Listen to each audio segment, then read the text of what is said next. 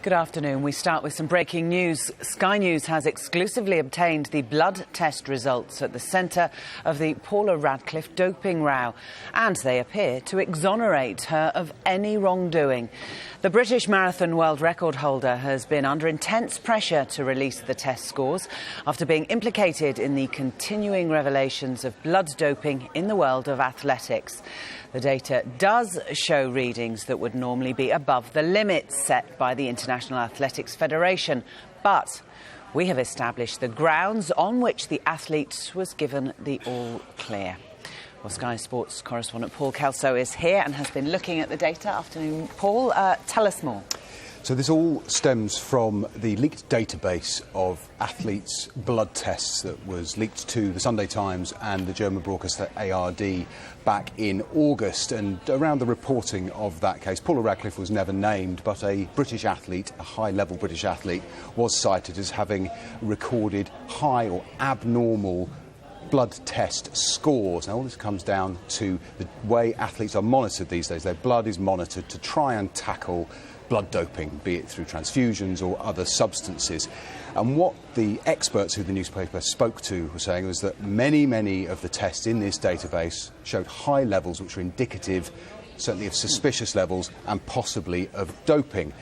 Paula Radcliffe this week revealed that she was the British athlete named, not named, but referred to in these reports, and said that she cited that she was she had nothing to hide and that her blood scores were in fact not unusual. Now, I have seen the blood scores that are in this database, and if I can talk you through them. Yeah. She recorded there are 3 tests that were flagged in this database. One showed an off score by which an athlete's blood is measured. It's a way of measuring the capacity to carry red blood cells.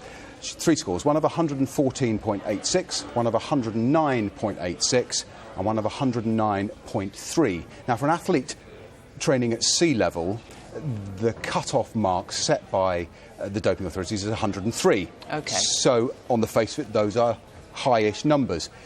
If you take into the circumstances into account, such as training at altitude, these numbers don't look nearly so high. And in fact, the experts cited by the Sunday Times have published their own research in which they say the number at which you start to test and look at these, if someone's been training at altitude, is 111.7. So 2 of Radcliffe's scores fall below the level set by the experts. The question is, was she training at altitude? She was training, and the answer that she has explained is she was training at altitude for all 3 tests. The third test, the highest one, which has a mark of 114.86, was taken. The test was taken immediately after a half marathon. These days, they wait at least 2 hours after a race to take a sample because it can invalidate the test. It's considered invalid. She says that puts her in the clear, and crucially, she's saying she believes that the experts relied upon by the newspaper just did not have this context. They did not know where she'd been training. So to draw any conclusion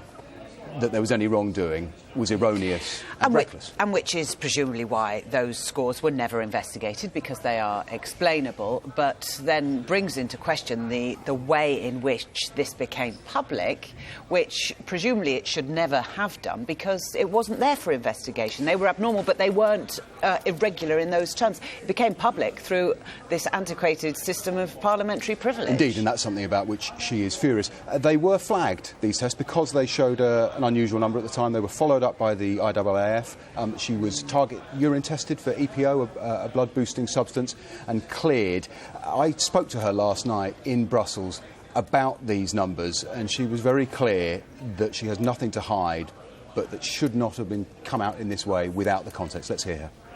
These data needs to be looked at in context by the right experts. So I requested that WADA go back and go over again all of this data.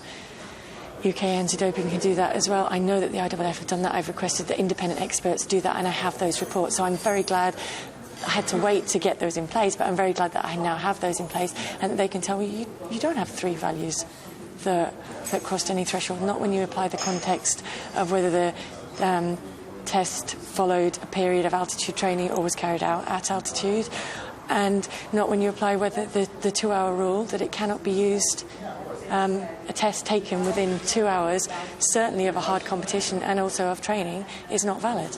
And so that rules out 2 of the tests they're referring to, and the other one is not above the threshold.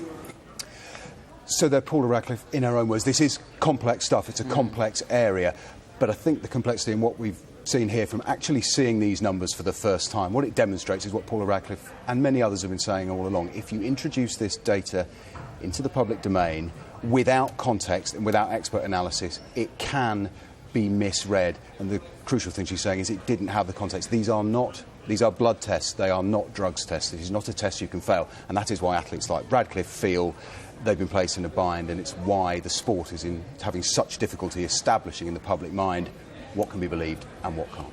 Paul, thank you.